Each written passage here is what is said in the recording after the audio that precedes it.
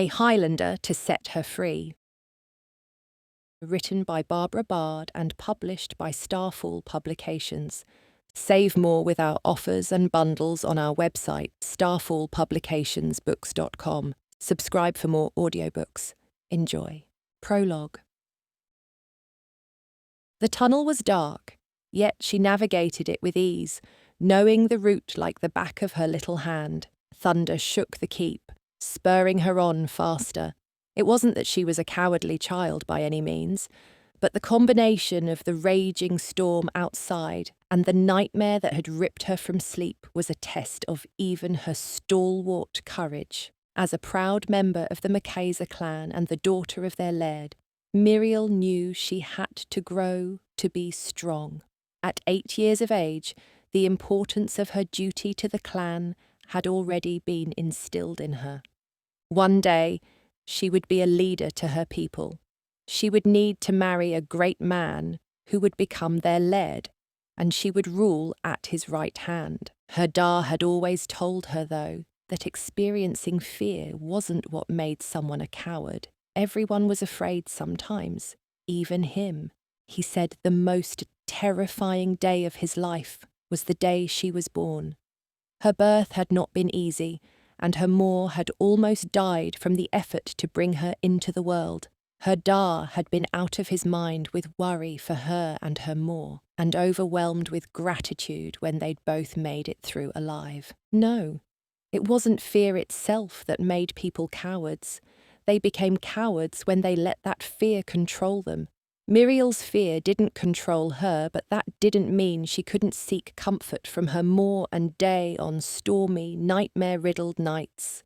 Bare feet padding along the cold stone floor of the passage, Miriel came upon the secret door leading into her parents' bedchamber. The hidden passages of the keep spread throughout the structure like a spider's web, but Miriel had memorized every twist and turn and used them frequently to sneak around without anyone noticing her. No one knew those tunnels quite so well as she did. Resting her hand on the metal door handle, Miriel moved to open it, but a strange sound on the other side of the door made her pause. It had sounded like the creaking of a floorboard, as though someone were moving about inside the room. The hour was late, however, and it would be unusual for her parents to be up and about. Has the storm woken Ma and Da as well? Something didn't feel quite right, however.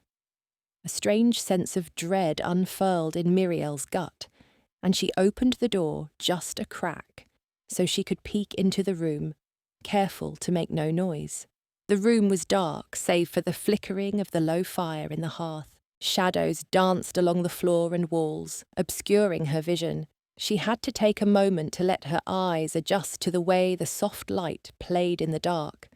When she could make out the details of the room, she slid her gaze toward her parents' bed and froze. Alarm made her gasp, but she slapped her hand over her mouth to keep the noise from escaping her lips. A tall, hooded figure stood over her parents' bed. Her Moor and Da were fast asleep, none the wiser to the intruder towering over them. Menace seemed to roll from the figure's broad shoulders. His stance was tense and predatory, dangerous, deadly. Miriel watched as the intruder turned his gaze from her Da to her Moor, then back again. She caught a glimpse of what lay beneath the hood, but a dark covering obscured the person's face, and Miriel could make out no details of his identity. The man shifted, and something flashed in his hand, catching her eye. The cloaked trespasser held a large knife, and as Miriel watched in horrified shock, he raised it above her Da. She opened her mouth to try and scream, to warn her parents, but terror paralyzed her, stealing her voice. "Move, ye coward! Stop him! Day something!" Yet she was helpless. Her body simply wouldn't budge, no matter how violently her mind demanded it to. She could do nothing but watch as the figure brought the knife down into her Da's sleeping form with a sickening thud. Blood spurted as her Da woke with a gurgled cry, but the villain stabbed him again and again before he could gather his wits enough to fight back. He slaughtered her da with such brutality, Miriel could see the pure hatred behind his actions.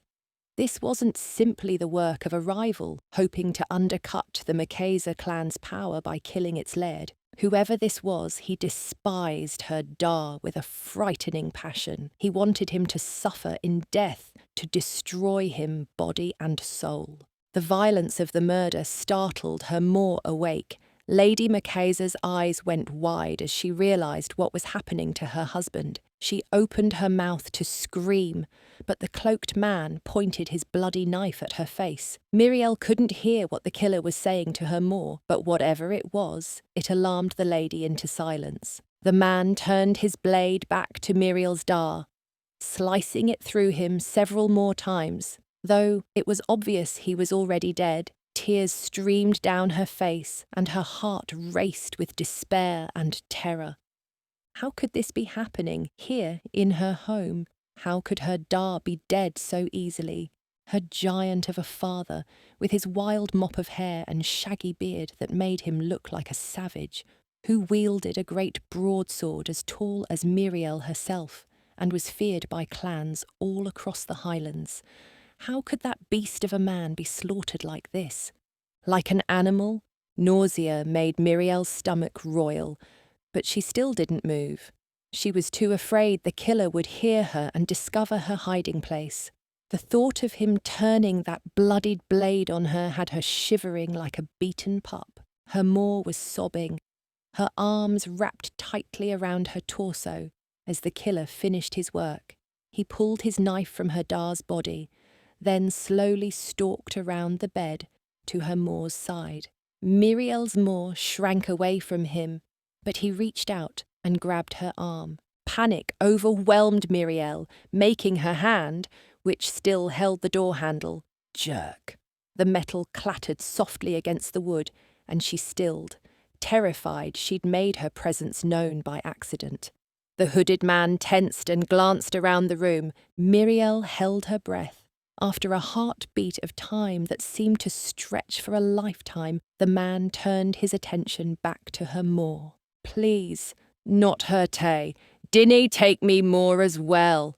Shaking her maw sharply, the killer appeared to speak to her again, but Miriel still could not hear his words. Her maw yanked on her arm to try and escape his hold, but he jerked her closer and held the knife at her throat. Her maw went deathly still and pale, her eyes wide with fear as she stared up into the covered face above her. Miriel trembled and held her breath, praying the man wouldn't slaughter her maw along with her da. At length, the killer lowered the weapon and shoved her maw back down onto the bed and away from him. He sheathed his blade without bothering to clean it, and cast one last long look at her maw, before turning for the doors that led out to a great stone balcony overlooking the courtyard. He slipped through the doors without a backward glance, disappearing into the stormy night. The room was quiet for several moments. Her maw sat up in the bed, as though in a daze, her expression blank. Slowly her maw reached across the bed and touched her da's arm. Her lip trembled as tears slid silently down her cheeks. "Drostan? Love? Can ye hear me?" "He's dead, maw. It's no use. He's dead." The thought repeated over and over in Miriel's head. Her da was dead, dead, dead, dead. Her maw was sobbing now over her husband's body, and Miriel stayed hidden. She knew a good daughter would make her presence known and offer comfort to her grieving mother, but she couldn't go out there. "Drostan!" her maw screamed, slashing at the bed covers with her nails. As her sorrow grew, it pushed her to near madness. "Drostan! Drostan!" She yanked at her hair and thrashed about like a crazed animal. Then she collapsed onto her husband's corpse. Miriel whimpered as her maw's nightgown was stained red with her da's blood. It was a gruesome sight, and one she feared would be burned into her memory for the rest of her days. "Yerda is dead and your maw is gaying mad afore your eyes." She heard the pounding of feet approaching the bedchamber, and Miriel shrunk back into the darkness of the passage, though she kept her eye locked on the crack in the door. The next moment, the chamber door burst open and a handful of clansmen entered with weapons drawn. They all came to a sudden halt when they took in the horrendous scene in the room. Their mistress shrieking atop the body of their slain laird, his blood soaking the bedding beneath him and his wife above him. When the first man overcame his initial shock, he let out a shout of alarm and rushed toward the bed to try and pull her more away from her da. Miriel's maw fought his hold, and 2 more men came forward to assist him. "Me lady, please relent," one of the men, who was named Alan, pleaded with her maw as he took hold of her arms. "Wit has happened here. Wit has happened to our laird." Her maw was beyond capable of responding. She thrashed to escape the men as they dragged her away, shrieking and cursing them with a ferocity that could find its place on a battlefield. Miriel watched as her maw was dragged away, her screams echoing throughout the keep. The 2 men who were left moved toward her da's body, still laying on the bed. She recognised them both. They were young members of the clan, one named Brannan and the other named Dolan. Brannan scrubbed his hand over his mouth as he stared at his laird in despair, his face pale, and Dolan squeezed his eyes shut and turned away. "Saviour above," he bit out. "Whit kind of monster would day such a thing?" "How could they?" Brannan murmured with a shake of his head. "How could anyone outside the clan get this far into the keep?" "Are you sure it was someone outside the clan?" Dolan asked softly. The 2 exchanged a look that Miriel didn't understand. She struggled to understand anything about their conversation. What did they mean by questioning if the killer was from outside the clan? Did they truly think someone within the clan could have done this? Isn't possible? No, one would betray their laird like this.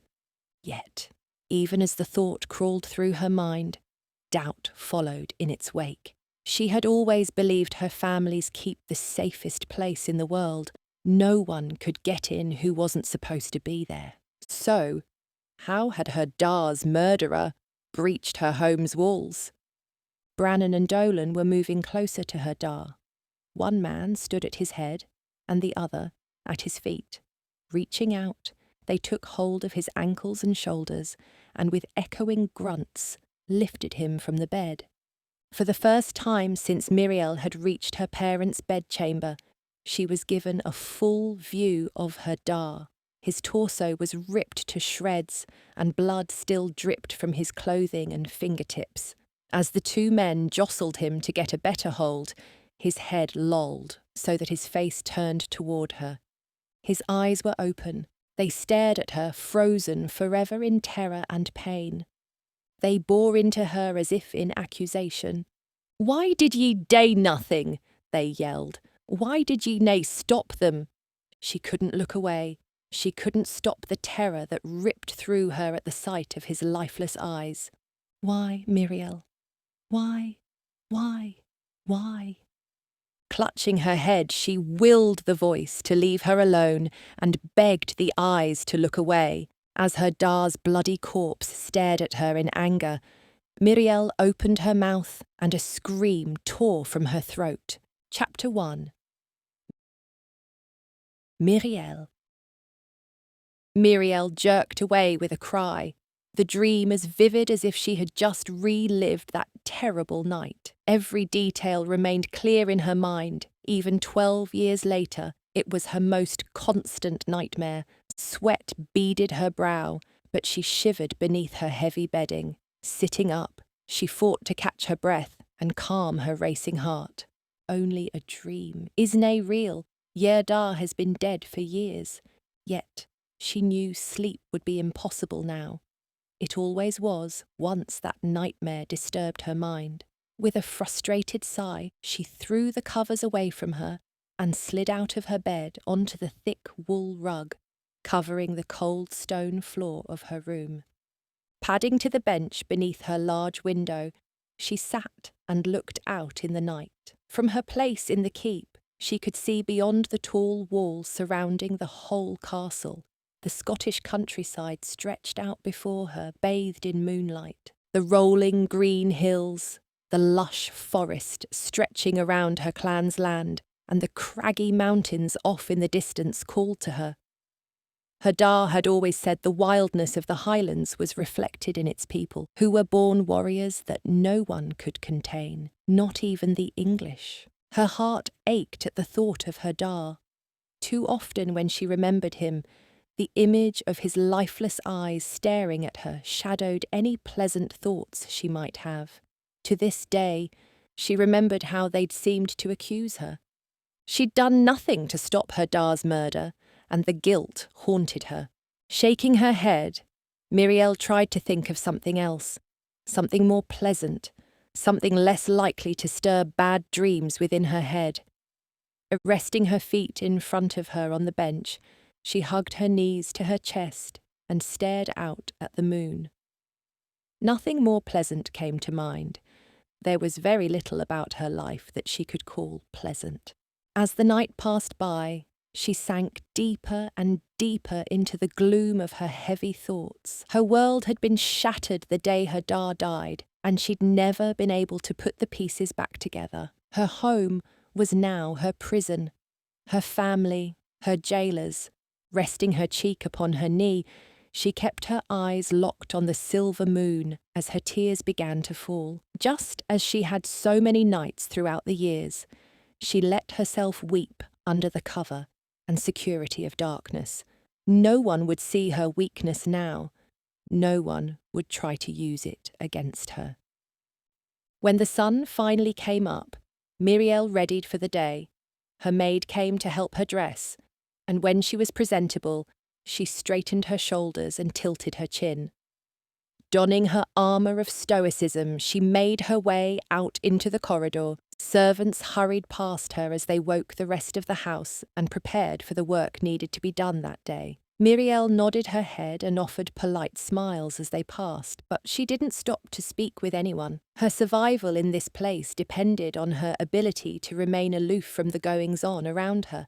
Making her way to the dining room in search of her breakfast, she paused at the door when she saw it was already occupied. Her uncle Crodak, currently laird of the McCayzer clan, turned his hated smirk onto her when he noticed her. "Good morning, niece," he said with a sneer.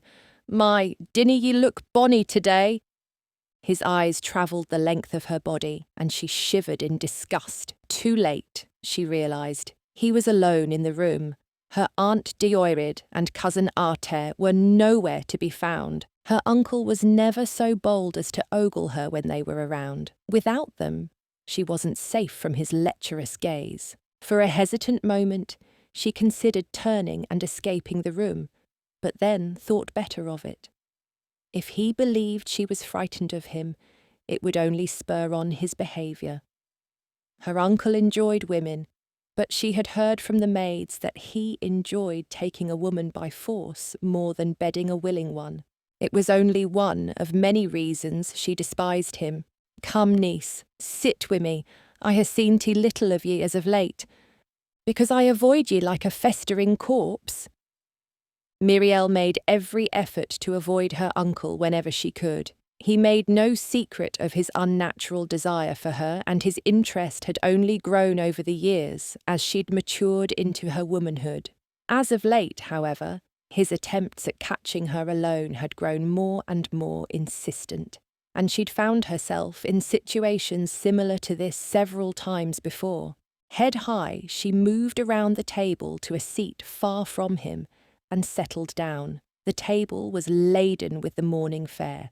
Porridge, crusty bread with fresh butter, bacon, and a tanker of heather ale. Though she knew the McCayzer cook to be an expert at her craft, Miriel no longer had an appetite.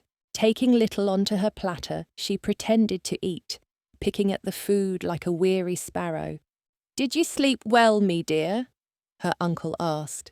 "Aye," she lied, keeping her eyes locked on her meal.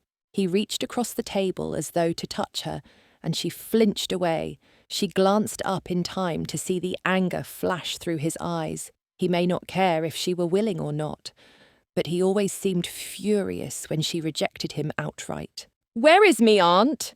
she asked pointedly. He scowled. "She is unwell and remains abed, likely from drowning in her cups all night." Not that Miriel could blame her. Were she forced to endure her uncle as her husband, she'd likely be legless most days as well. "Me cousin, then." Perhaps Artair would join them shortly and relieve her. Whereabouts is he at this early hour? Her uncle's eyes narrowed, and it was clear he disliked her reminding him of his family. "I ha' nae see the lad as of yet," he answered curtly. "I imagine he has yet to drag himself from his latest conquest's bed." Miriel wanted to yank at her hair in frustration. It seemed, whenever she needed her cousin most, he was off stealing the virtue of some poor young lass who fell victim to his wicked grin and charm.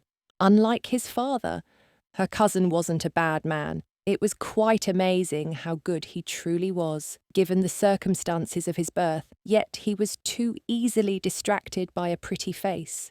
Miriel prayed for the day he would meet a woman who could settle him down. It would do them all good for him to shed his wild bachelor ways.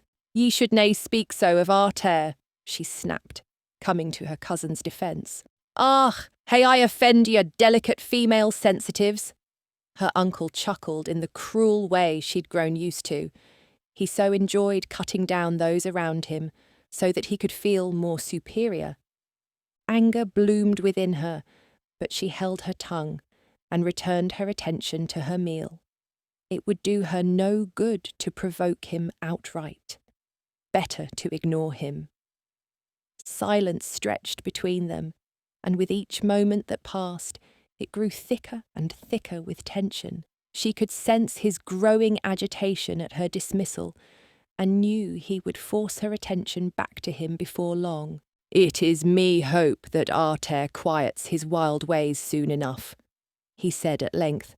"A bride would calm him, dinna ye think?" With a frown, Miriel turned her eyes back to Crodak. "I dinna ken what ye mean, uncle. Do ye hae a lass in mind?" His grin was wide and victorious as he reclaimed her full attention.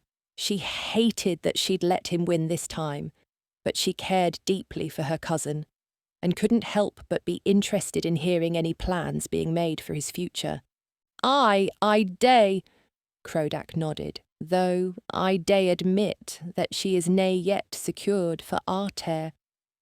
"I dinna understand. Whit dae ye mean, nae yet secured?"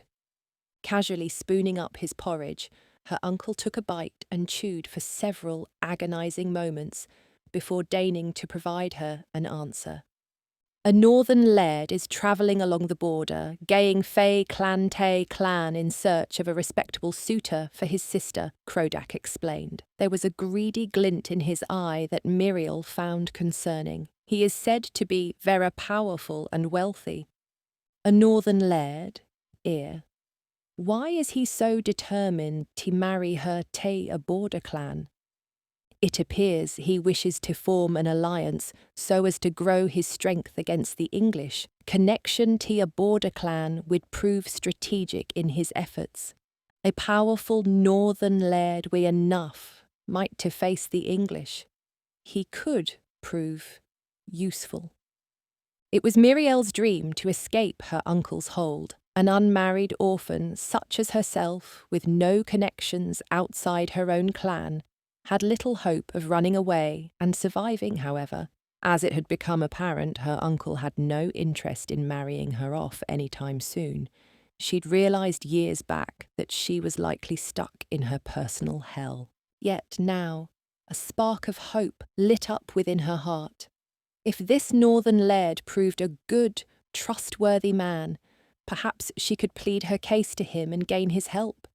If he were to steal her away from this place, her uncle's small forces would not stand a chance against him. She could be free of her uncle, free of this keep with its blood-soaked memories, free of her guilt at last. Her mind began to whirl as she plotted her possible escape. "When is the laird expected to arrive?" she asked as innocently as she could manage. "Within the week," her uncle answered easily. "Wi' luck, he will dub Artair a respectable suitor for his sister during their stay. I pray me boy finds his happiness with a lass. Ye pray that you'll be able to acquire her brother's wealth and power." She knew her uncle too well to believe, for a moment, Artair's well-being was his priority in this exchange. Still, the opportunity the laird's visit presented to her was too fortuitous to pass on. Though Artair's happiness mattered to her in this moment, it was not her first concern either. "You'll, of course, be permitted to introduce yourself to the laird and his sister," her uncle said, sounding as though he were granting her a grand favour. His eyes darkened the next moment, however, as he continued. "Though, I warn ye, should I suspect any behaviour outside the bounds of propriety, I swear to ye, there will be consequences to pay." She glared at him, affronted by his insinuations. Despite what he may not so secretly wish, Miriel was a proper young lady who took her noble birth seriously and protected her reputation fiercely. To even suggest she would compromise herself with the visiting laird or any of his men was a gross slander of her character. "Fear nay, uncle, I will maintain the utmost diligence in preserving me chastity from any way would try to dirty it." He stared at her for long moments, and she could not read the thoughts playing out behind his eyes. At length, however, a sickening grin curled his lips, and his gaze heated with an almost manic determination. "That is such a relief, me dear," he drawled, placing his elbows on the table and leaning toward her. "I would so hate for ye to be spoiled afore your wedding night." The way he spoke made her stomach roil. He didn't bother to mask the lust in his voice as his eyes dropped to her bosom. She felt suddenly naked and exposed despite the modest neckline of her gown. Shoving to her feet, she declared, "Me appetite has left me. I bid ye good day, uncle." She didn't bother to wait for a response, turning sharply to flee the room. "A good day to ye as well, niece," he called after her. "I shall see ye very soon, I am sure." Miriel barely kept the contents of her stomach from escaping as she hurried out into the hall. Chapter 2. Eden. The road stretched out before him, seemingly endless, and packed with perpetual disappointment, what he wouldn't give to be able to return home, to end this exhausting charade and leave all the fools he had encountered so far well behind him. Another failed match, another waste of my time. Edan, laird of the Tosh clan, glanced back at the caravan trailing behind him like a long serpent sliding through the grass. Men on horseback guarded wagons of supplies and servants who had come all the way from the Highlands to follow him to the Scottish and English border. Though he was weary from travel and growing more hopeless his plans would come to fruition, his men didn't appear to share his frustrations. They chatted happily among themselves, enjoying this journey as an entertaining adventure rather than a mission to garner strength and secure their future. Determined to solidify his clan's defences and shore up their resources should the English stir more trouble than they were worth, Edan had set out on this tour to find a suitable husband for his younger sister, Cearstein, in order to form a strong alliance. He wished to make a binding connection with a border clan, but so far he had been left wanting in regards to acceptable suitors. His sister's marriage would be of political benefit to their clan, but he wasn't about to marry her to a complete fool who would embarrass their family name. The young laird of Dubgeel Keep, from which Edan's party was currently travelling, was just one in a long line of incapable cuddies he would not trust to provide for or defend his sister from harm. The lad had barely been 16 years of age, and so green behind the ears in regards to leadership. His more was the true power of their clan. While Edan could respect a woman of strength and bold character, he wasn't about to put his sister into the lady's path and risk the conflict and manipulation he was sure would follow the wedding.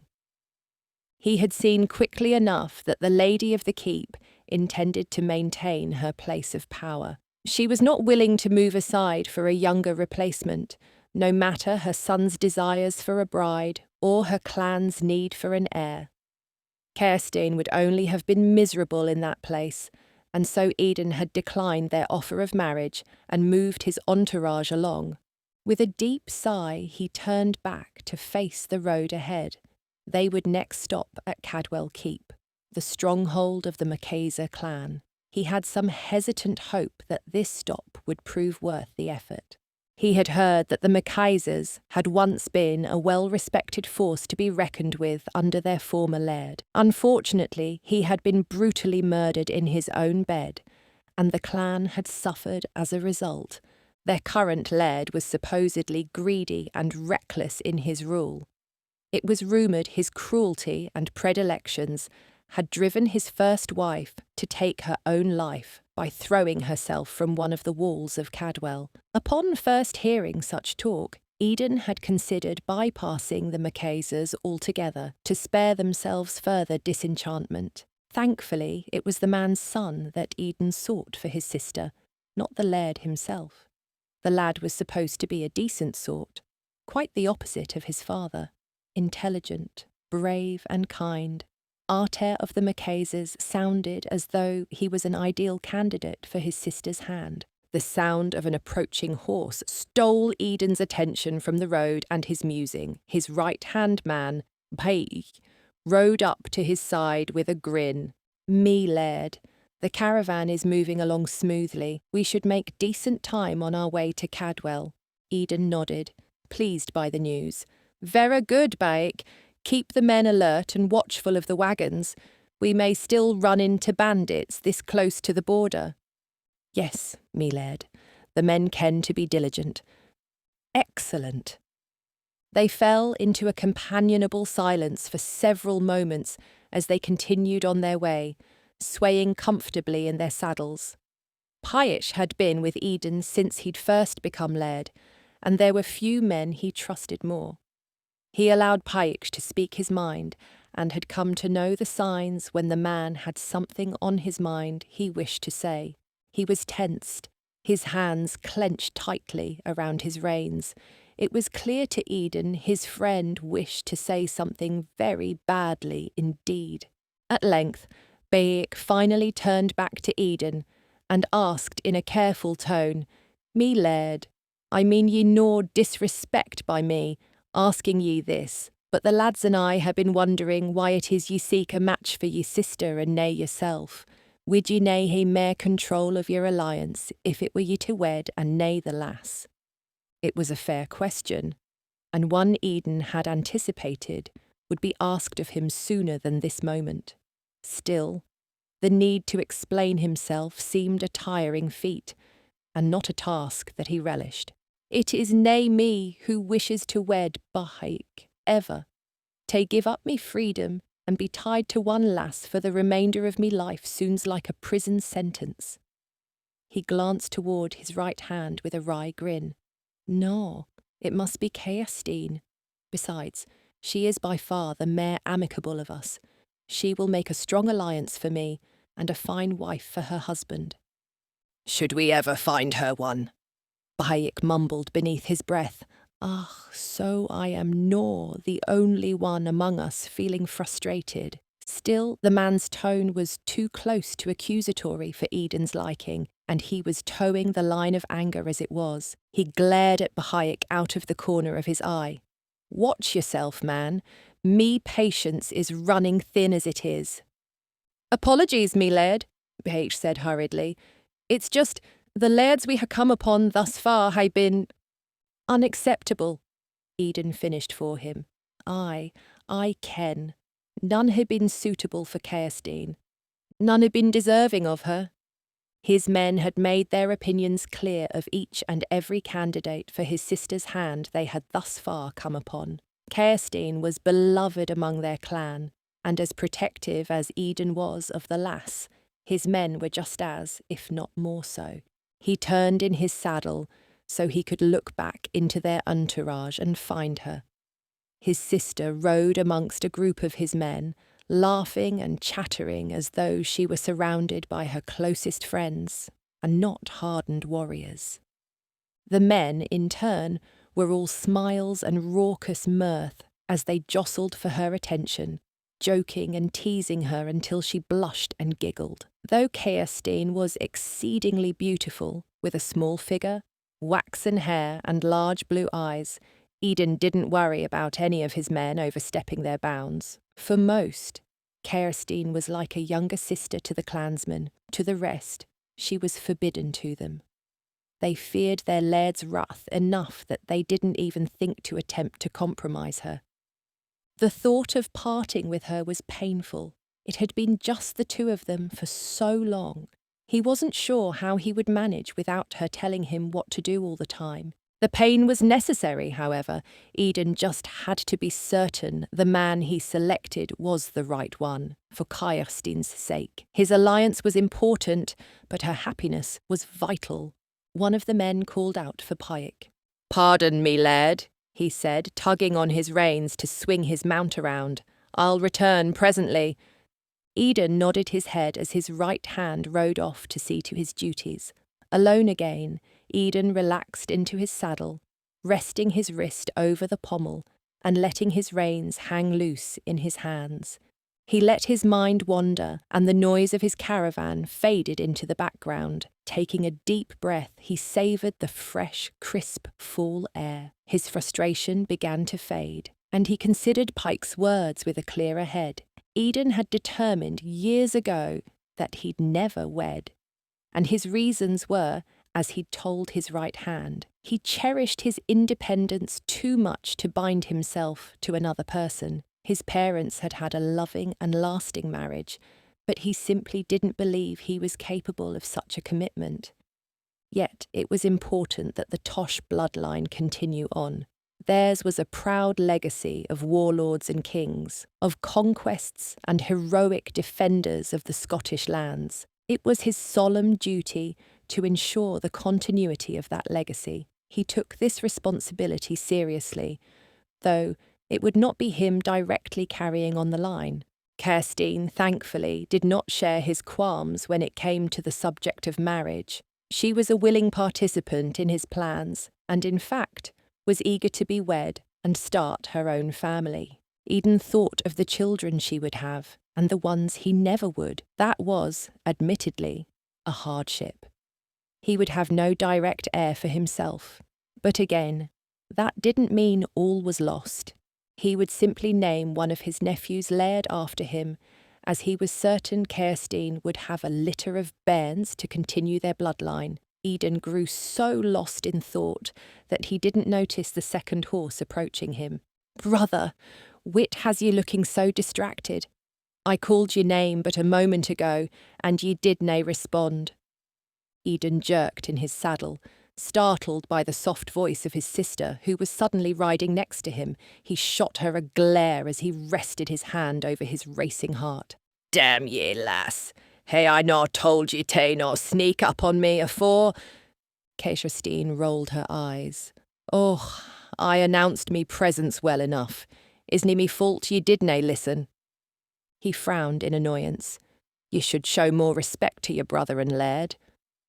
His sister pursed her lips and arched one fair brow, casting him a derisive look he knew all too well from their childhood. "Dinna think to bully me into place, Edan. Ye ken I dinna fear ye.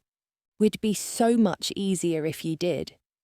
Ceirstein was the one person who seemed unimpressed by his lofty status among their clan. She didn't disrespect him when they were around the others, but when it was just the two of them, she could prove as stubborn and obstinate as himself.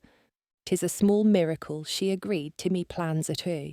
"Whit day ye want, Ceirstein?" he grumbled. "Ye've clearly something on ye mind." She shifted in her saddle, appearing suddenly uncomfortable. Concern unfurled in his belly as he watched her. What could possibly have her so agitated? "Brother, I must confess 'tis some worry," she admitted at length. "We've now come fae perhaps the 7th keep, and are no closer to settling on a husband for meself.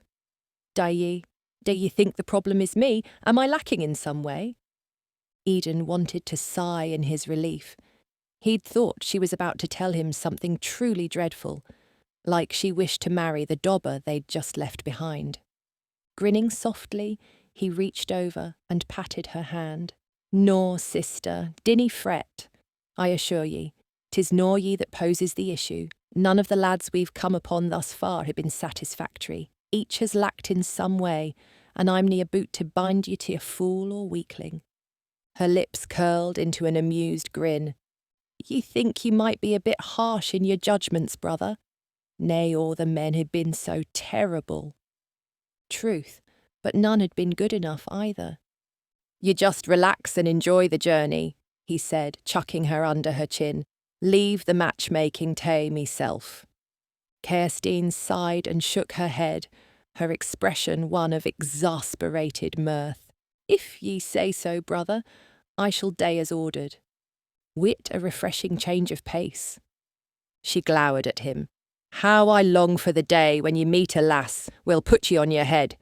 Wit a sight that'll prove to be." As she pulled her horse around to ride away from him, Edan watched her go with smug satisfaction, knowing her prediction would never come to pass. No woman alive would be able to change his mind and sway him into marriage. Of this he was sure. Chapter 3. Miriel. Blessed Father in heaven, watch over the souls of your faithfully departed. The chapel was silent as Miriel prayed. No one else occupied the sacred space, which is how she preferred it. She intentionally sought out moments in the day when she could pray without interruption or distraction. It was in these moments that she could escape the eyes of her uncle and find sanctuary in a place where even he would not dare approach her. Every day, Miriel sought the safety of the chapel and prayed for the repose of her parents' souls. She thought if she threw herself at God's mercy again and again, they might be saved from purgatory. Her Moor received her most ardent pleas to God. Remove her soul from purgatory, forgive her of her grievous sins. She found comfort in her prayers and in the solitude of the chapel. Next to the garden, it was her favourite place in the keep.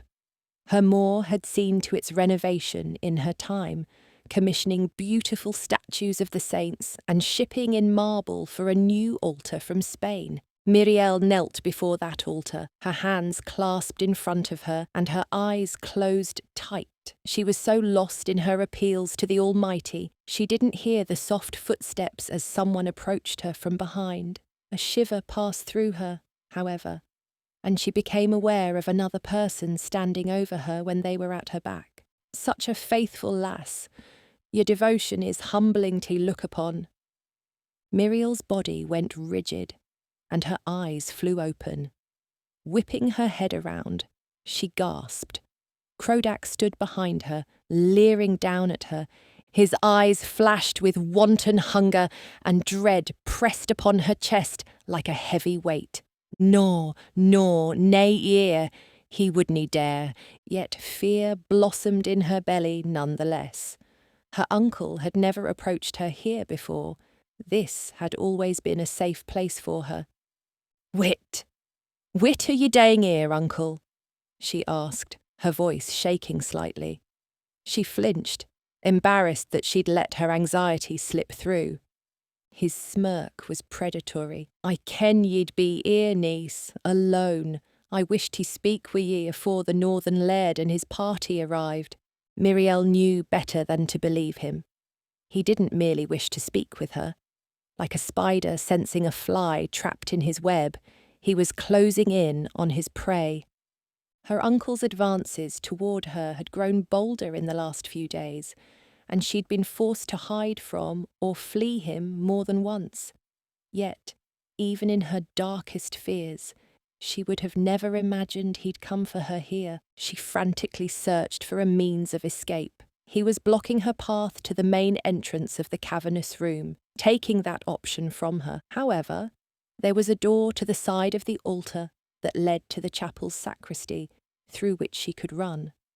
Turning, she made to dash for the door, but he reached out and wrapped his hand around her arm, stopping her. His hold was hard, and when he squeezed, it grew painful. She gaped at him in horrified shock. "Dinny day this, uncle," she pleaded. "Nay ere, nay in this sacred place.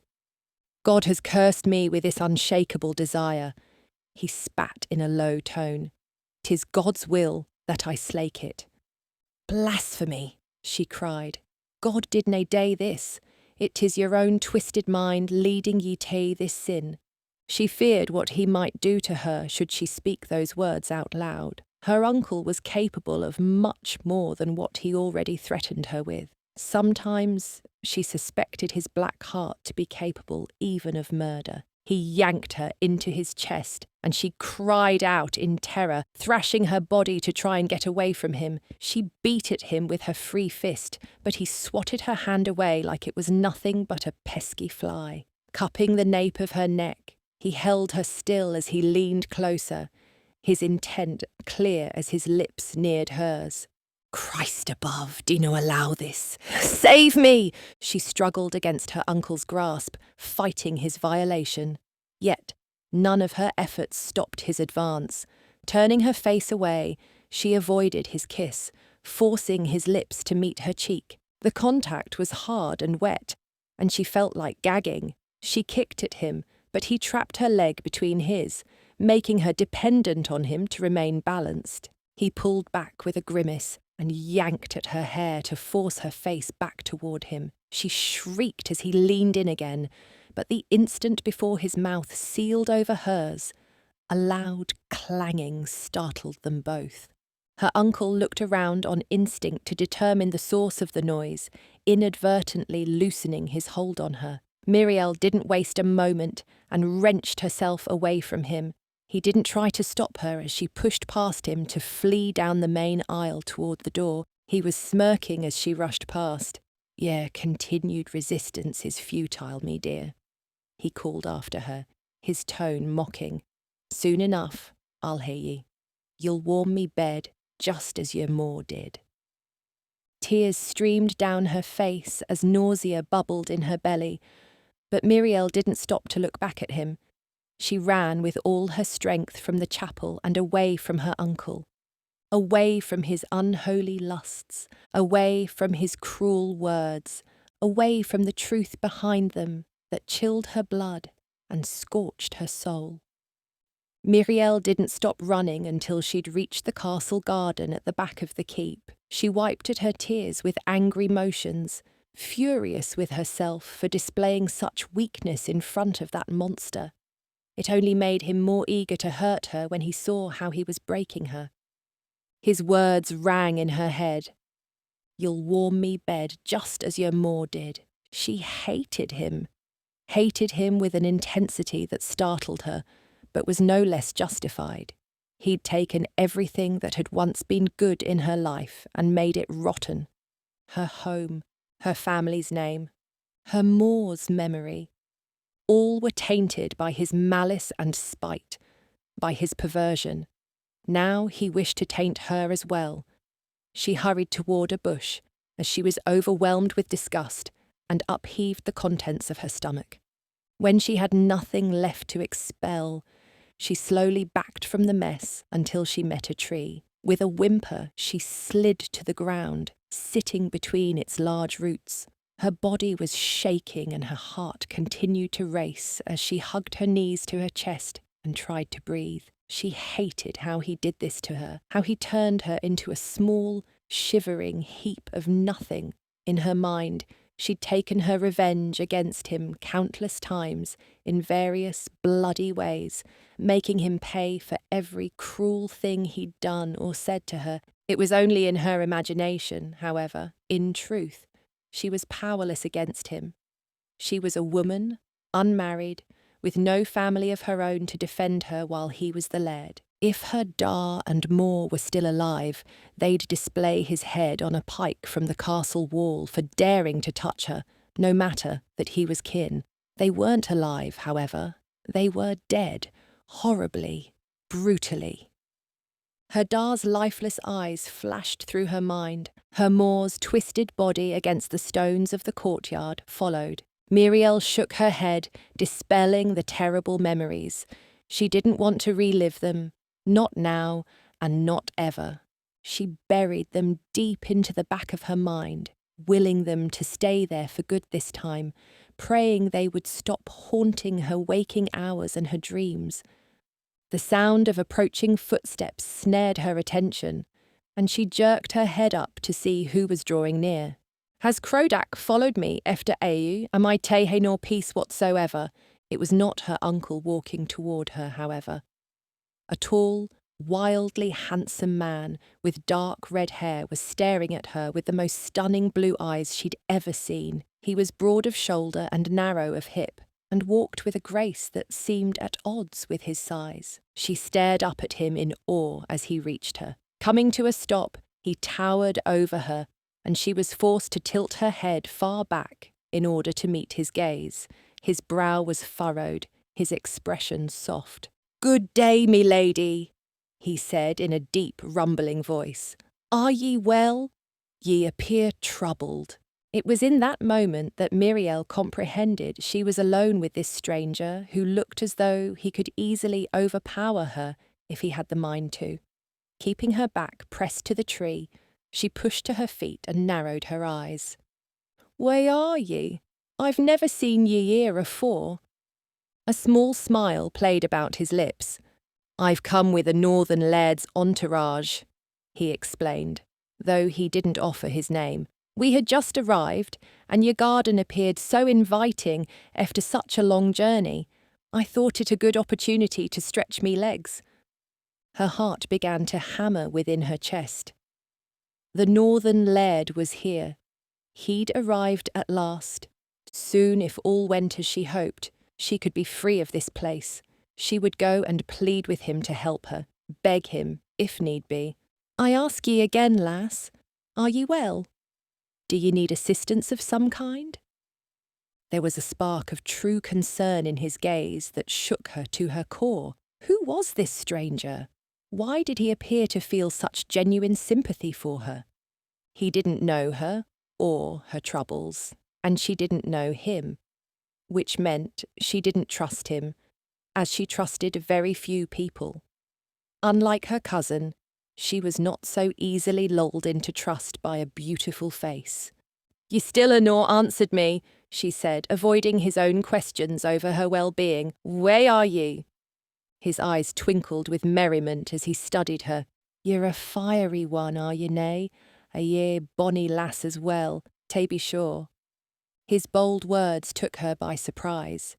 She blinked at him as she tried to regain her wits, but he'd thrown her off balance. No man had ever spoken to her in such a manner. Well, no man but her uncle.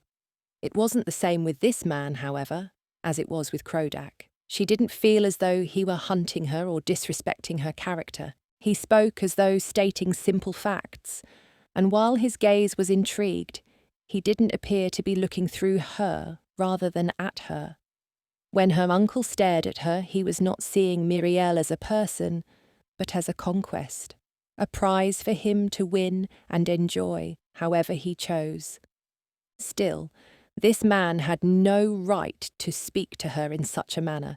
She was still the daughter of a laird, and the niece of one as well, and her position commanded a certain level of respect. "I thank ye, sir, to mind your tongue. Ye do nor ken te way ye speak." "Oh, he replied, appearing not in the least intimidated. In fact, her haughty words only seemed to fill him with more mirth. "And way is it I am speaking te exactly?" "I asked you first, sir." "Ye are entertaining te, be sure." She was getting nowhere with this man, and he was only provoking her frustration. With a growl, she snapped, "Fine."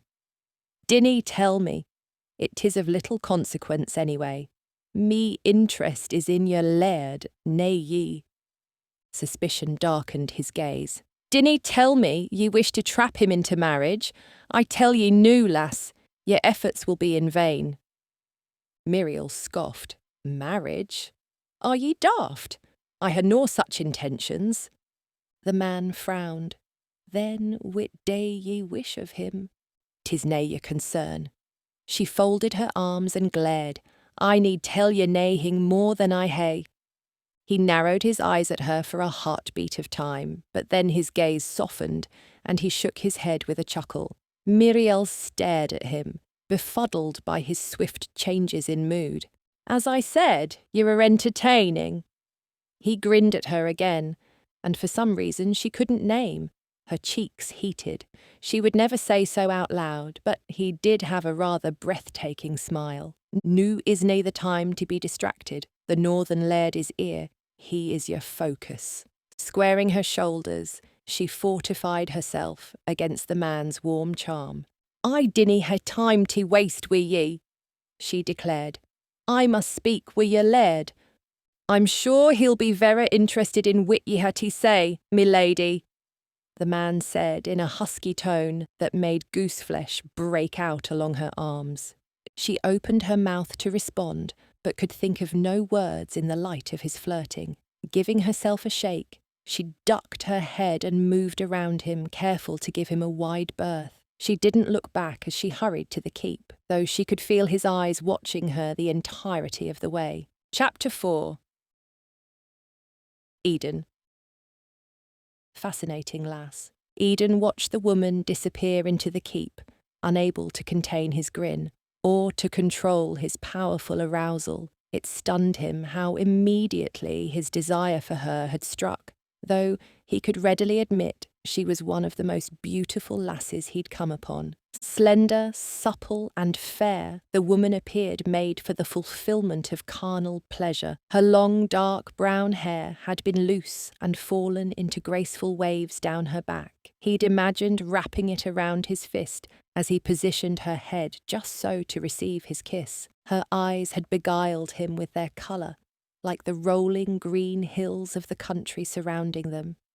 That smart mouth of hers had been graced with full, plump lips, and her other features were delicate and pleasing to the eye. She'd been quick-witted and sharp-tongued, and he'd found himself enjoying their brief banter. He found he had to resist following after her to continue it. With a shake of his head, he reminded himself he'd likely see her again.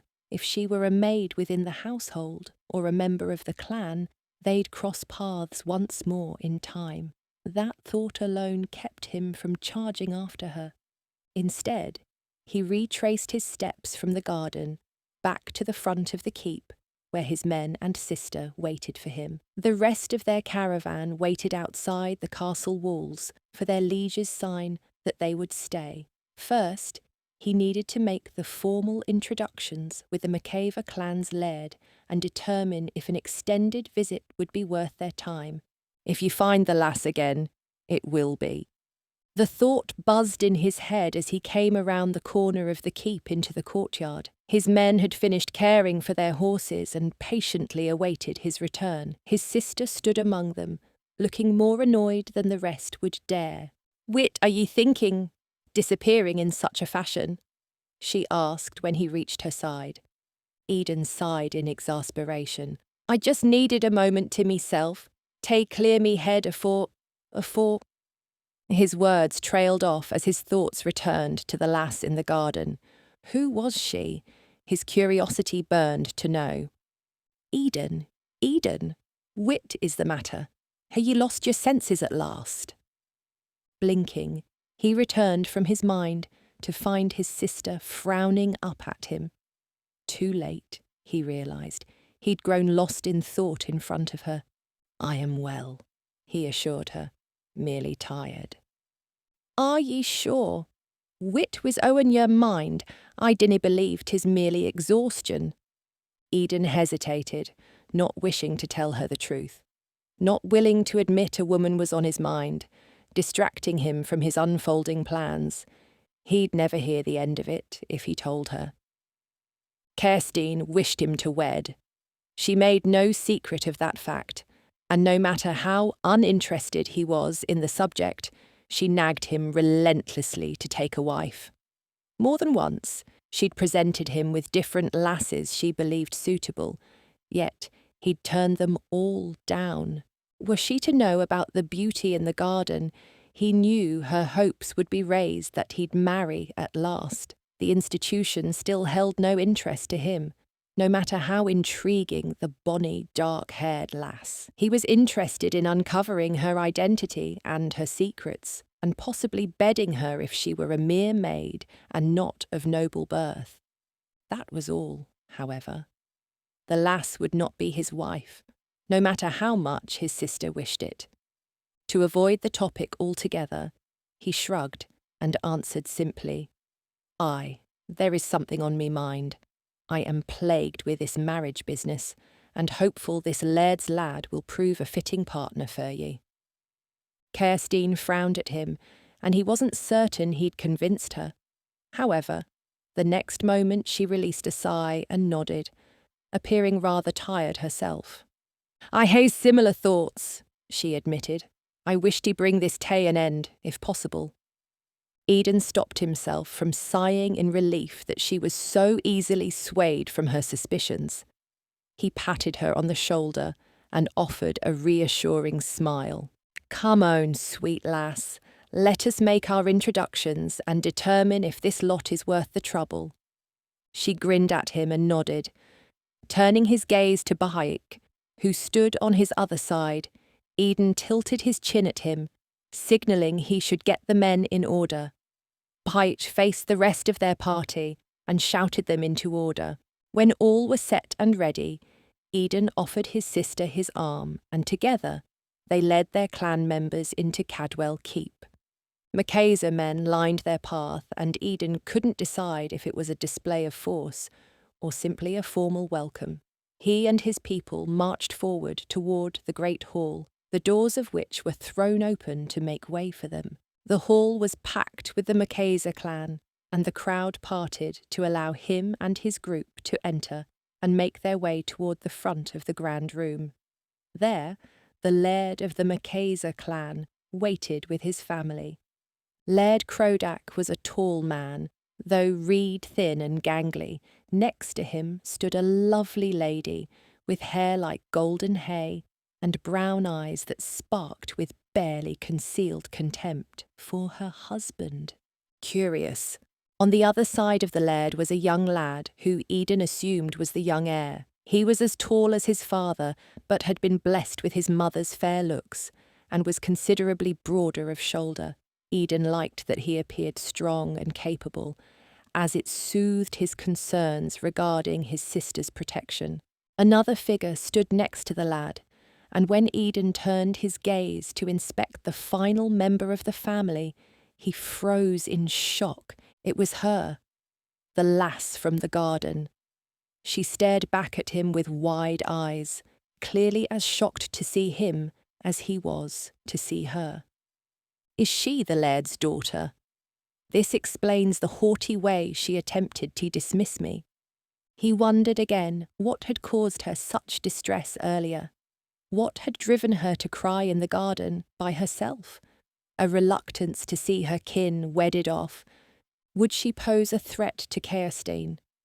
She dropped her gaze from his and toward the floor, hiding her expression from him, though she couldn't hide the red staining her pale cheeks. He liked her blush. He wanted to see it as he stripped her bare and made her moan. "Me, laird," Laird Crodak said in a loud voice, spreading his arms to signal his greeting.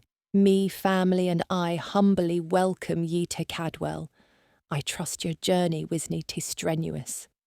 Edan tore his gaze from the dark-haired lass and blinked at the laird, taking a moment to gather his senses. "Aye, nae so strenuous as other journeys I ha' partaken of." "That is good to hear, me laird. Please, allow me to introduce me family." He turned to the woman on his right. "Me wife, Lady Diorid." The lady lowered into a graceful curtsy, though she wobbled slightly when she straightened. Edan narrowed his eyes at her. Is she pished? He glanced back to Crodak, whose eyes briefly flashed with irritation as he realised his wife's state of drunkenness. The lady stood with her chin raised, however, acting as though nothing were amiss. Turning from his wife, Crodak looked to the lad on his other side. This is me son, Arter. He patted the lad on his shoulder, but Edan wouldn't say it was a particularly affectionate gesture. A finer lad ye will na find in all the borderlands. Kerstein's grip on Edan's arm tightened as she gazed at her would-be suitor. He spared her a glance and found her eyes glittering with clear interest. Already off to a fairer start than AW the rest. He returned his attention to Laird Crodak and waited in eager anticipation for him to introduce the dark-haired lass. Strangely, the man didn't seem very forthcoming with her name, instead acting as though she were not present at all. And this beauty, he prompted, facing her. Wit, shall we call her? Crodak's nose scrunched, as though he were smelling something particularly rotten. His features relaxed the next moment, however, and he smiled amicably. Begging your pardon, this is me niece, Miriel, daughter of me late brother, and former laird of our clan. She is a laird's daughter. Indeed, her haughtiness is well earned. Chapter 5. Miriel. Miriel watched as the northern laird and his entourage left the hall to settle themselves into their rooms. She was still stunned by the revelation that the man she'd encountered in the garden was the laird himself. Why hadn't he revealed himself to her then? Ye were nae exactly kind tae him, ye dolt. She flinched, remembering how she'd spoken to him and dismissed him in such a high-handed manner. It was no wonder he'd kept his identity from her. He must think me so snobbish. How could she fix this? How could she redeem herself in his eyes and secure his assistance in freeing her? She needed to speak with him immediately to undo the damage she'd already inflicted on her own character in his mind. Without looking toward her family, she hurriedly said, "Excuse me, there's something I must say." Miriel began making her way to the hall's door, but her uncle's voice rang out to stop her. "Nay so fast, Miriel," he snapped. "I must speak wi' ye. Wi' all ye." Slowly, she turned back around to face him. She glanced toward Arter, but he only shrugged, looking confused. She didn't bother to look at her aunt. The woman was likely too drunk to know what was happening anyway. "Whit is it, uncle?" she asked, her tone hard. "I ha' no time for—" "You'll stay, and you'll hear me," he growled. "Else I'm happy to order ye whipped bloody."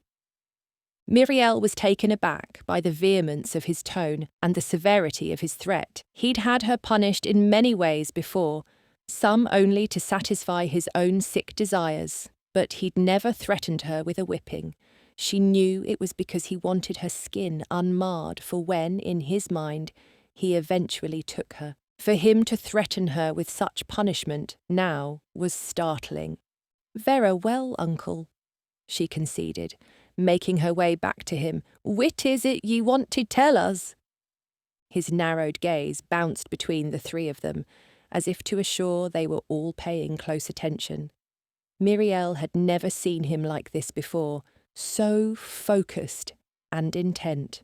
"Listen tae me closely," he began in a menacing voice. "Ye all will dae naething tae dissuade Laird Edan Fay giving his sister tae Arter. He must come tae believe Cadwell is the best place for her." "Dae, whit do ye mean, dissuade?" Arter asked with a frown. "Whit makes ye think we would intentionally dae such a thing?" "I dinna think it will be intentional," Craddock explained with a hiss.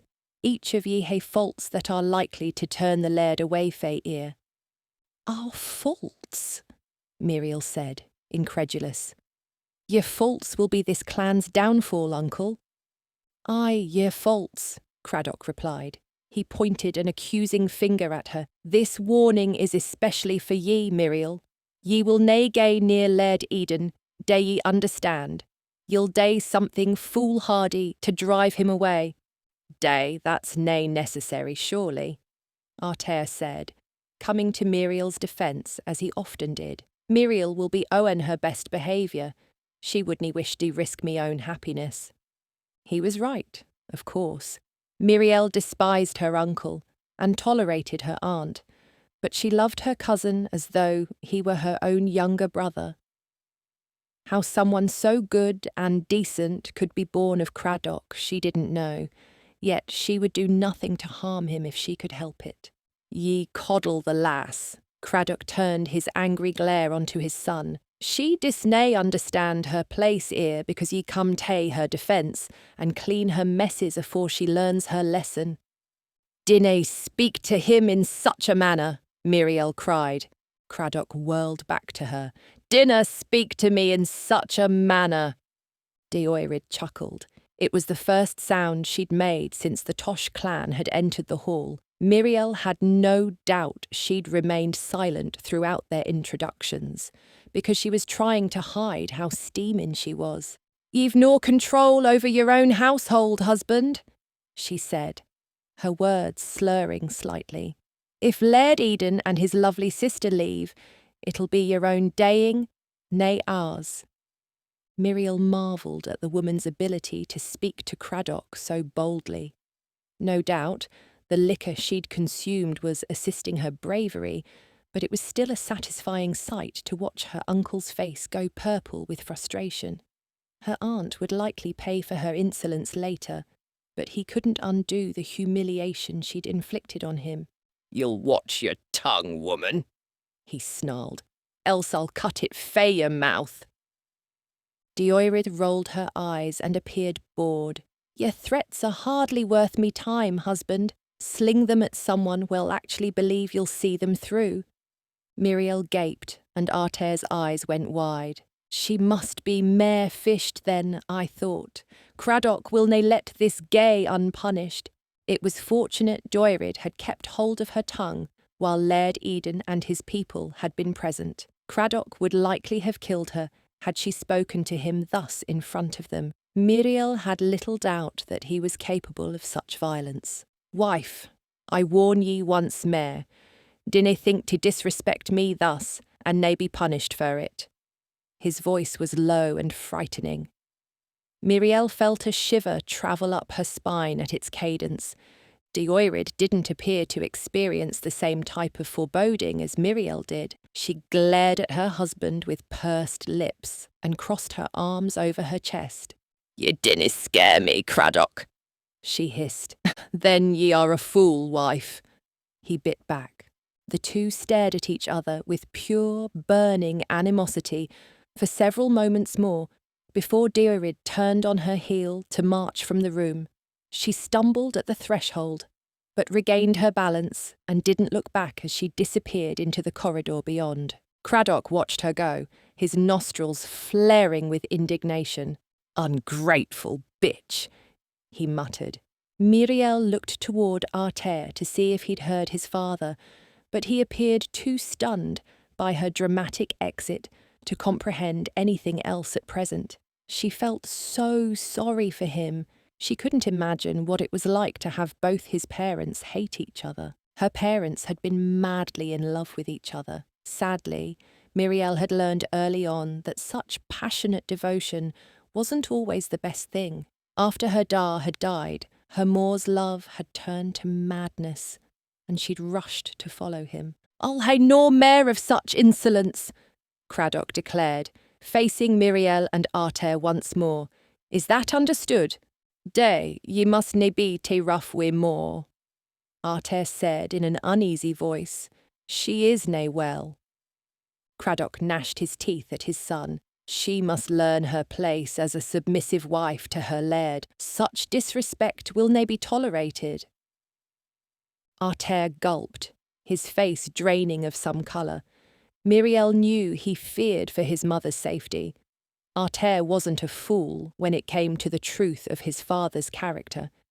He knew Craddock was a monster. He just thought he could change for the better, which Miriel thought a naive wish of a lad still hoping to earn his Da's love and respect. Craddock would never give him either, though, as he had no heart himself. Suddenly, Craddock was glaring at her again. "If ye think te take me wife's example te heart, best put such thoughts fae your mind new." Indignation flared within her. Why did he assume she would cause him so much trouble? That she'd risk ruining things for Artair? Just because she wished to flee him didn't mean Laird Edan wouldn't still marry his sister to Artair. The lad would protect her from his father. Miriel was certain of it. He'd likely try to protect her too if he knew what Craddock did to her. But she'd never told a soul of her uncle's advances. She was too embarrassed and afraid of what he'd do to her should anyone else know. No one could protect her while she remained under this roof. "Uncle, ye do yourself a disservice mistrusting me so," she replied sharply. "I would do naething to undermine Artair's happiness." "Ugh, but I ken you'd do anything to undermine me authority," Craddock sneered. "To make me look a fool in front of me guests. You need no help with that, you cuddy." She kept her thoughts to herself, however, not wishing to add more kindling to his burning temper. It would be her that would suffer before anyone else within the family. "You're acting crazed, Day," Artair said, his voice laced with exasperation. "No one will try to undermine ye in front of Laird Edan. Whit good would that day any of us." Craddock ignored his son and continued to glare at Miriel. What was wrong with him? Did he suspect she'd try to use the northern laird to escape him? Perhaps he was jealous. Edan was young and handsome, and a more than eligible match for her. Did he view the laird as a threat in some way? That was an intriguing possibility, and Miriel's mind began to race with ideas of how she could use that against him. If he thought it likely she'd fall for Laird Edan, then it might benefit her to act as though that was the truth. It might also help her gain Laird Edan's help if he himself believed her smitten with him. "I ken how much ye cousin hates me." Craddock was speaking to Artair, but watching Miriel. "She disnay recognise me authority as her laird. She believes I am an usurper." Miriel gritted her teeth in rage. This was the excuse he always used to explain how much she loathed him to anyone who took notice. He made her seem a jealous orphan obsessed with taking the lairdship for herself. She wasn't a dobber, though. She knew how inheritance worked for the Scottish clans, and knew it would never have been her to take over the leadership of the clan, not so long as a male heir existed. The lairdship had never interested her anyway. Craddock just used it as a way to avoid admitting all his crimes against her over the years. He made her out to be the unstable one, so no one would find out how much he lusted for her. It was an effective lie, but it rankled every time she heard it. "I believe no such thing, uncle, and ye ken it." He released a dramatic sigh. "Such a trouble, lass ye are. This is why ye must stay away fae Laird Edan. I'll nae hae ye confusing him wi' your lies." "Why is it so important to ye that Artair marry the lass?" Miriel asked, her rage stealing her reason and discretion. Is it perhaps the large dowry that accompanies her, the fact that she is sole heir to her brother's immense fortune? The flash of panic she saw cross his eyes told her she was correct. He masked his expression the next moment, however, and shook his head as if disappointed in her. "Dae ye think so little of me, niece?" He slipped a note of hurt into his voice. "Me son's happiness is me first priority in this exchange." Liar. She wanted to spit at him and reveal his lies for what they were, but she snuck a look at Artair and held her tongue. He looked so distressed by their conversation, and she didn't want to agitate him further. "I certainly hope that is the truth, uncle," she replied through gritted teeth. "Nay, only for your sake, but for our tairs." "If ye continue to challenge me, Miriel, there will be consequences," Craddock warned. "Heed me words. Stay away, fae Laird Eden." She glared at him, but said nothing, to indicate she would obey him. Miriel was many things, but a liar wasn't one of them. She wouldn't allow Craddock to turn her into one. Not that she would submit to his will. No, she'd never do that. She simply wouldn't promise to. Not bothering to ask permission to be excused a second time, Miriel turned on her heel and marched from the hall. She could feel Craddock's burning gaze scorching a trail behind her all the way to the door. Chapter 6. Miriel. That evening, Craddock threw a lavish banquet in honour of their guests. Such an event should have stirred more excitement among the clan, but banquets and feasts were a common occurrence at Cadwell, more common than at other keeps, Miriel would guess, as her uncle enjoyed spending lavishly to entertain himself. No doubt the reason he was so eager to snare Lady Carestein for Artair was because his own coffers were so depleted. He would run them all into ruin if he was not more economical. Miriel sat at the head table with her family, sipping wine from her cup as the meal was being served throughout the great hall. She glanced at the empty seat next to her and let out a nervous sigh. Laird Eden had yet to arrive, but would certainly make his appearance any moment. She patted at her hair and smoothed her other hand down her dress. She'd taken great care in her appearance for the evening. Her maid had arranged her hair in an elaborate pile of plaits and braids, and her gown was the colour of the rolling hills of the country around them. Miriel had even gone so far as to pat rouge on her cheeks and redden her lips. She was determined to catch Laird Eden's eye when he arrived, to draw him into being alone with her. After leaving her uncle and his threats earlier that day, she'd tried several times to hunt down Laird Eden in hopes of speaking with him. However, she was never able to come upon him alone. He'd overseen the unpacking of his wagons and the settling in of his people the rest of the morning. In the afternoon, he spent time with Craddock, as well as Artair, accompanied by his sister. Miriel had never found an opening for herself and had grown discouraged. Desperate, she'd come up with another plan to get him alone. She'd concluded that the easiest way was to seduce him and get him to invite her to his chambers. There, she'd be able to speak with him freely, without fear of prying eyes or ears. Miriel had no experience with men, but she'd overheard enough from the maids throughout the years that she had an idea of how best to tempt him. Of course, she did not intend to truly bed him, though he must believe she wished to until she made her true intentions known. She would do so as soon as they were alone, where she would ask for his help, and that would be that. It was a simple plan in its conception, and she didn't think it would be overly difficult to execute. She just needed the man himself to appear. It appeared all his men were already present, so where could he be?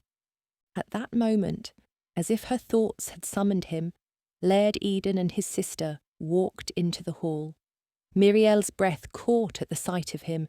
She'd almost believed her memory had exaggerated his beauty, but he was just as handsome as she'd recalled. Lady Carestein was a vision in a light blue gown, with hair loose and flowing down her back. Miriel glanced down the table toward Artair, wondering if he'd seen his possible intended yet. It was clear he had, and she giggled at his wide eyes and dropped jaw. Laird Eden and Lady Carestein made their way toward the head table. Coming to a stop when they stood before it, the lady curtsied as her brother bowed at the waist. "Me Laird McCayzer," he said in a loud voice. "We apologise for our tardiness. Me sister suffered a brief headache this afternoon, but she is well again." Miriel turned to watch her uncle incline his head toward his guests. "It is good to ken she is daying better," he replied. "Travel can be such a burden on the fairer sex after all." Miriel didn't miss the way Lady Carstein's shoulders stiffened at Craddock's words. Annoyance flashed across her expression, but she didn't utter a word. A lass of self-control. How impressive and useful if Craddock succeeded in marrying Arter to her. The lady would avoid more trouble with her potential father-in-law if she proved able to control her tongue. It was a feat neither Miriel nor her aunt had mastered. She peeked at Diorid, who sat next to Craddock on his left. There were no visible marks on the woman, but she'd entered the hall tonight, stiff and silent. No doubt Craddock had served her a vicious punishment for her outspokenness earlier. At present, she seemed content, drowning her sorrows in wine. Miriel guessed she was on her third cup already. Sitting back in her seat, she moved her gaze back to Laird Edan and his sister. When she locked eyes with him, she gasped. The man was staring at her, but he quickly dropped his gaze as he moved to escort his sister to her seat next to Arter on the opposite end of the table. Miriel's heart began to pound as he made his way toward her once his sister was settled. She stared straight ahead, clutching her hands in her skirt so as not to stare at him as he lowered himself into his chair. "Good evening, me lady," he greeted in his low, rumbling voice. "If I may, ye look lovely tonight." She hesitantly turned her face to him. He was grinning at her, and her cheeks heated. She felt suddenly lightheaded, and the gift of speech was stolen from her. "Never had I seen such a beautiful man." She blinked, and quickly averted her gaze as she tried to gather her wits. A good evening to ye, me laird," she mumbled. "Thank ye for your compliment." "You're welcome." Miriel couldn't make herself look at him. She was suddenly overwhelmed with shyness, and all her confidence in her plan dissolved like mist in the sun. How could she seduce him if she couldn't even bring herself to meet his gaze? She hadn't realised just how out of her depth she'd be with this man. If she didn't do something quickly, he'd likely think she was trying to ignore him. Swallowing her nerves, she peeked up at him from beneath her lashes. She tried to hide her innocence and appear beguiling. "Are ye enjoying Cadwell, me laird?" He arched one red brow. "Aye, 'tis pleasant enough so far. I must say, I find some of the company very enjoyable." His eyes darkened with something she didn't understand, but it made her skin break out in goosebumps and a shiver rush up her spine. "Ach, I am indeed out of me depth with him." She took a deep breath and tried to give him a flirtatious smile. Now was not the time to lose her nerve. "Is that so? Perhaps ye'd enjoy a mare prever." Laird Edan, how fares the Toshes against the English as of late? Laird Edan blinked in surprise as he turned from her to her uncle. "We are faring as well as can be expected during these tumultuous times." The two men fell into conversation about the English and their aggressions against the Scottish people, and Miriel was effectively cut out. She gritted her teeth in frustration. "Damn ye, Craddock, ye meddling old dobber." She didn't doubt he was intentionally snaring Laird Edan's attention from her, trying to keep her from interacting with him, and possibly undermining Craddock's authority. Suspicious bastard. Miriel scrambled to think of something, some way to reclaim Laird Edan's ear without alerting Craddock to her intentions. Suddenly, like a demon summoned from the bowels of hell, a figure appeared on the dais and made his way to her uncle. It was Craddock's loathsome commander, Nathair. The man was tall and broad, with a mean face and black eyes. He didn't speak much, and showed a loyalty to Craddock that rivaled a hound's to its master. Bending at her uncle's shoulder, he shot her a frightening look before whispering in the laird's ear. Craddock paused in his conversation with Laird Edan to listen to Nathair. Whatever the commander told him was enough to pull him into a whispered talk. which Miriel realised freed up Laird Eden. Snapping to her senses, she quickly donned her mask of temptress. Reaching out, she laid a hand on his arm. Heat radiated off him, momentarily stunning her. She didn't realise he'd turned her way until he spoke. "Me, lady? Did you need something?" Bringing her gaze up to his, she gaped, unable to come up with any words to answer him. Her mind was completely blank, any attempt at seduction foiled. Me, Laird, ye are vera handsome." What was she saying? She was speaking nonsense, pure and utter nonsense. His gaze twinkled with amusement. "Thank ye, my lady. That's vera kind."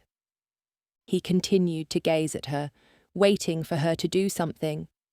She realised she was still holding his arm and jerked her hand away as though scorched. You're possibly the maist handsome man I've ever laid me eyes on." She sounded hurried and her voice squeaked. "You're ruining everything, you fool." He chuckled softly and leaned closer to her. "Me lady, do I make you nervous?" "Wit? No, of course nay." She was lying and it was obvious. He looked on the brink of laughing at her. This was the most humiliating experience of her life. "Ach, is that so? Me mistake. You just seem anxious." "I'm nay," she insisted. She twisted her hands in her lap, then realised what she was doing, and laid them flat on her thighs. "There's nae reason to be nervous of me, me lady." His voice was husky, and she gripped her skirt tight in her fingers. What is this feeling? This strange warmth? This tingling between me legs? She'd never felt anything like the sensations rushing through her body in that moment. It was startling, and only confused her more. "Ye keep saying this, but I promise ye, I'm nae nervous of ye." Laird Eden leaned closer to her. "Ye blush as though ye are. If ye're nae nervous, though, then perhaps Me, Laird, where were we?" Miriel glanced up and saw that Nathair was leaving Craddock's side, and her uncle had turned his attention back to his guest. Laird Eden gritted his teeth as irritation flashed in his eyes, but he slowly backed away from her. "Apologies," he grumbled before turning to Craddock. Miriel felt like screaming in her frustration. Despite her clumsy efforts, it had appeared she was making progress with him. She would get nowhere, though, with her uncle seated right next to them. With a sigh, she gazed around the hall, trying to think of some way to distract Craddock. The banquet was already loud and boisterous, with the people of both clans mingling rather seamlessly together. She tried to catch the eye of any of the McCayzer men, but they were all too distracted by the food and conversation around them to notice her. She grumbled under her breath, then looked down the length of the head table to try and draw someone's attention to her. Unfortunately, her aunt was well into her cups and seemed incapable of noticing anything around her. Artair would prove no help either, as he was engrossed in conversation with Lady Caerstein. That is good, at least. What to do? What to do? She couldn't allow Craddock to ruin things for her, but short of throwing herself across Laird Eden's lap, Miriel could think of no subtle way to reclaim his eye. Suddenly, one of the McCayzer men stood up on his bench with his cup in hand and began singing a bawdy song that was well known among their clan. Miriel sat up straight in her chair and slanted her gaze toward her uncle. He enjoyed this song immensely and could never resist the urge to join in singing it. One by one, members of her clan lent their voices to the tune. She waited, watching Craddock closely. And sure enough, her patience was rewarded when he stood, raised his cup in the air, and joined his bellow with the rest of his men. "Bless ye, lads, bless ye." "It appears we have a brief reprieve, me lady." Laird Eden's voice wrapped around her like a cloak. He'd turned to her almost the moment her uncle grew distracted. She blushed again as heat flooded through her. A small smile tugged at her lips. Indeed, it appears we day, me, laird. She wouldn't let this opportunity go to waste again. Scan the QR code or click on the link in the description to read the full book. The full audiobook will be available on YouTube in a few days. What did you like the most? Comment below and share this video on your social media and with your friends. Watch one of the following videos. Subscribe to our channel, like this video, and hit the notification bell to not miss any new audiobooks. Thank you for watching.